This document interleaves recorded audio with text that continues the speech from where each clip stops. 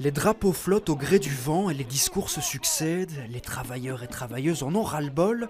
Ils prônent plusieurs revendications. Des soins de santé gratuits, accessibles à tous, mais aussi des refinancements dans l'enseignement par exemple, et clairement l'arrêt de la chasse aux chômeurs et évidemment la réduction collective du temps de travail aussi. On essaye vraiment d'augmenter nos salaires et voilà, nous on n'a toujours pas trop de nouvelles des négociations salariales et tout et on veut vraiment que ça avance. Et les syndicats l'assurent, la pandémie n'a clairement pas amélioré la situation des travailleurs, mais aussi des chercheurs d'emploi. Il y a beaucoup de travailleurs qui ont été dans des conditions difficiles. On leur a tous dit il faut tenir bon, tenons bon ensemble. Et après la pandémie, on tiendra compte de vous.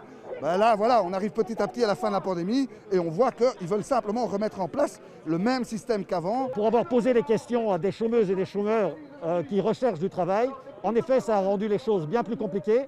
Et en même temps, tout se fait aujourd'hui à distance. Donc, la digitalisation même de la recherche d'emploi rend les choses plus difficiles et enfreint nos libertés. Le rassemblement a regroupé plus d'une trentaine d'organisations, des syndicats donc, mais des acteurs du secteur culturel, antiracistes, antisexistes, mais aussi luttant pour la régularisation des sans-papiers. On constate qu'il y a une cohérence et une convergence des luttes qui se concrétisent réellement sur le terrain et ça donne un peu de courage.